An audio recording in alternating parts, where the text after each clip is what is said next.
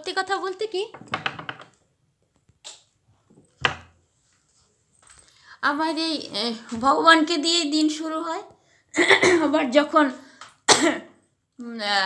ভগবানের সঙ্গেই মানে ভগবানকেই সবসময় আমি আদাব ধন্যবাদ শুক্রিয়া জানাই। এটা আমার বাড়ির সাঁই। উনি দীপাবলির মধ্যেই অবস্থান করেন। আমার বাড়িতে সব সময় সাঁই দীপাবলি হয়। আচ্ছা, আজকে এই পর্যন্ত, আবার সামনের দিন আসবো। সবাই ভালো থাকবেন। এই যে সাঁই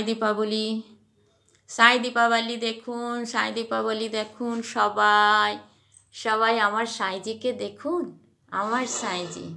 আমি সব সময় এনাকে ডাকি, এনাকে দেখি সব সময়।